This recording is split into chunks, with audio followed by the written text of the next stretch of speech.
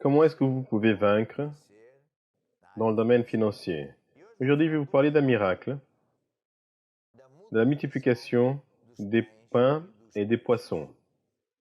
Parce que ce Jésus qui a multiplié les pains et les poissons, il va aussi subvenir à toutes nos nécessités, quelles qu'elles soient ces nécessités.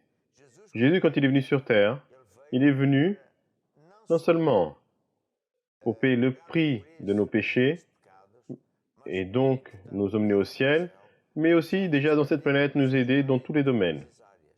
Vous connaissez déjà la grâce de notre Seigneur Jésus-Christ, qui étant riche s'est fait pauvre pour que nous soyons prospères.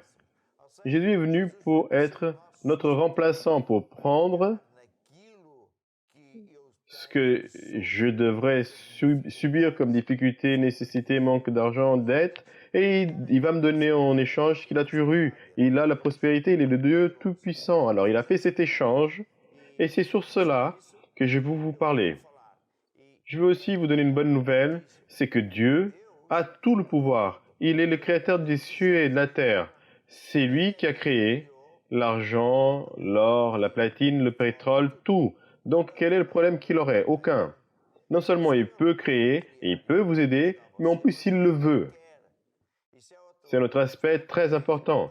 Dieu, il pourrait avoir ce pouvoir et dire non, je ne veux pas vous aider. Mais il veut, il vous aime, il aime tout le monde. Alors, maintenant, il est nécessaire que vous soyez disposés à faire ce que Dieu vous dit.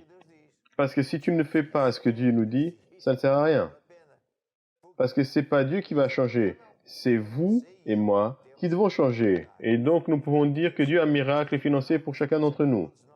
Et aujourd'hui, plus que jamais, dans ce moment historique dans lequel on parle de partout dans le monde, où nous voyons dès aujourd'hui, où il y a beaucoup de personnes qui ne reçoivent plus de salaire, ils n'ont plus d'emploi, les magasins sont fermés, beaucoup d'entreprises sont fermées et vont peut-être plus jamais ouvrir. Les avions sont à terre, le pétrole aujourd'hui est descendu de 60 vers 20 et va baisser encore. Et on dit même qu'on va payer ceux qui enlèvent le pétrole d'Arabie parce qu'ils ne peuvent pas arrêter les pompes parce que sinon après c'est un grand problème.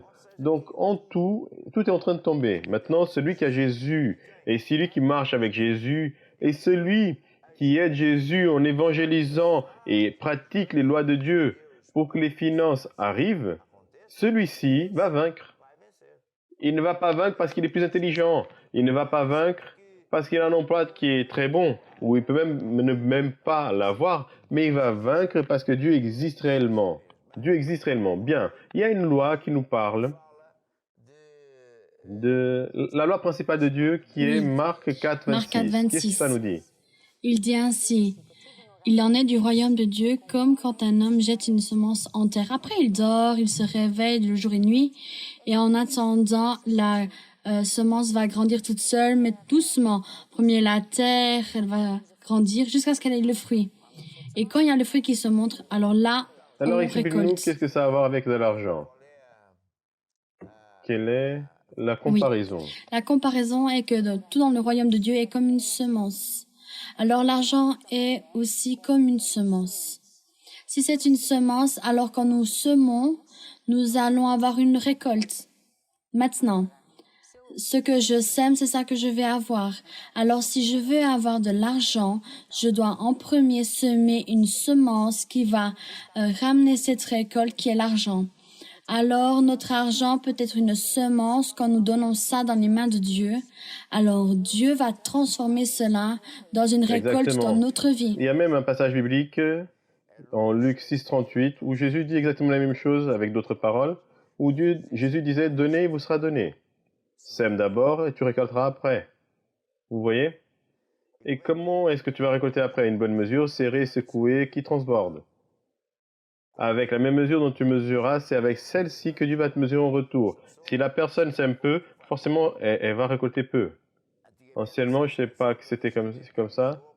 Quand on rentre à Lisbonne, on passe dans les tunnels. Il y avait Oui, un petit peu de terre. Un homme très pauvre semait des carottes, des tomates, mais c'était peut-être 2 mètres oui. sur 2 mètres.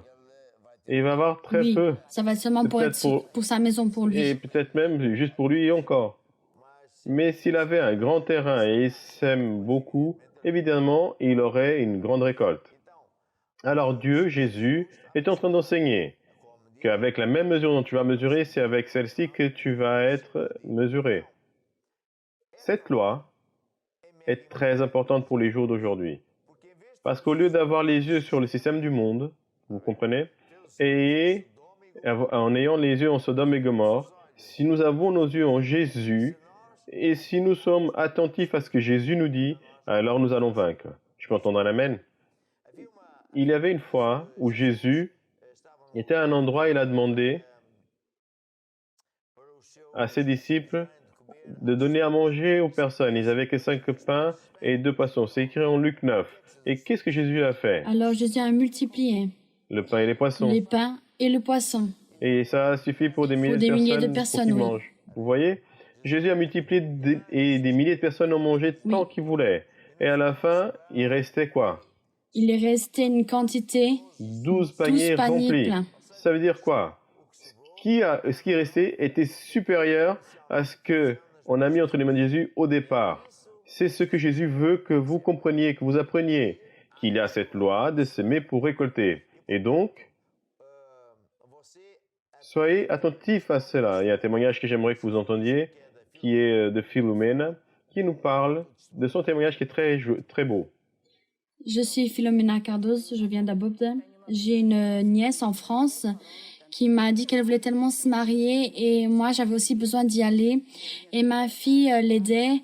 Donc mes deux filles qui étaient là-bas étaient en train de l'aider dans son cheminement, lui parlait qu'elle voyait beaucoup de dépenses et elle ne savait pas comment contourner la situation. Et j'ai dit, mais vous allez devoir semer. Vous allez à l'église, l'évêque vous demande de semer, vous devez obéir et semer. Alors, moi, je vis de cette loi de semer pour cueillir. Et entre-temps, elles ont semé avec le propos du mariage. Ma fille a aussi aidé. Moi, ici à Lisbonne, j'ai concordé avec mon pasteur et mon époux que tout allait bien. Et en attendant, je me suis compromis que j'allais intercéder pour eux. Et j'ai reçu mon billet d'avion sans coût. Mon argent est pour semer, n'est pas pour dépenser pour d'autres choses. Et Dieu a fait réellement tout ce que je voulais dans ma vie. Et entre-temps, le billet d'avion est venu. J'ai embarqué 2 jours avant le mariage. Je suis arrivée et ils étaient encore dans les préparatifs. Alors le soir, la veille du mariage, mon neveu a fait les comptes. C'est l'homme qui fait les comptes.